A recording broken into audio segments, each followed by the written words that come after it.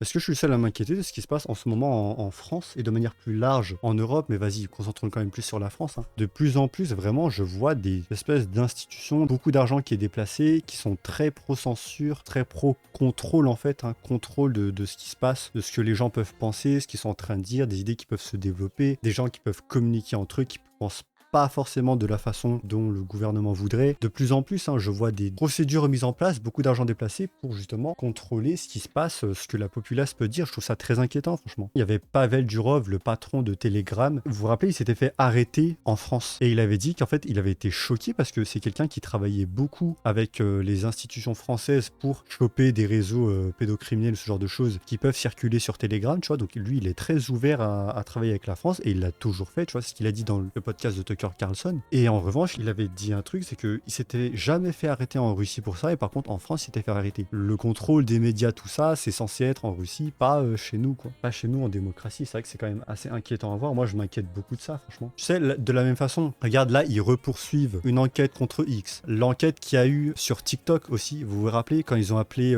Nasdaq, Alexis Chun, tout ça, parce que justement, voilà, ils avaient peut-être du contenu problématique, ce genre de choses. Encore une fois, tu vois, c'est la même chose que moi, je remarque, c'est, tu sais, ils utilisent des excuses qui sont logiquement, tu devrais être de leur côté. Tu sais, par exemple, ouais, TikTok, c'est dangereux pour les enfants, les résultats sont en chute libre, ils ont de moins en moins de capacité tout seul, cérébrale, on s'inquiète, tu sais, de plus en plus, même entre nous, on fait des blagues comme quoi les médecins d'avant, bon bah voilà, t'avais pas de problème, tu leur faisais confiance. Les nouveaux médecins qui arrivent avec la génération de ChatGPT, tu te dis, bon, qu'est-ce qui se passe si jamais, ce qui va poser la question à ChatGPT? Et donc, tout ça, tu vois, c'est un discours sur lequel tu peux te ranger derrière, mais ultimement, le but derrière, il est la même, tu vois. C'est le contrôle, donc plus de censure, plus de contrôle de ce qui se passe sur les réseaux sociaux. Moi, je vois le même pattern, tu vois. C'est encore une fois, c'est des jolis combats entourés de beaux draps, des combats entourés de, je dirais, d'une espèce d'enveloppe de bonnes valeurs sur lesquelles tu peux te ranger. Mais en fait, c'est un cheval de Troie, c'est un diable déguisé. C'est une couverture de bonnes valeurs sur lequel, par exemple, ouais, fais gaffe, ton gosse, il traîne sur les réseaux, ça peut être dangereux pour lui, ça je suis d'accord. Mais le but à chaque fois, ils utilisent tout le temps une chose qui fait sens et derrière, le but c'est toujours la même chose. Le contrôle des médias, la censure, ne pas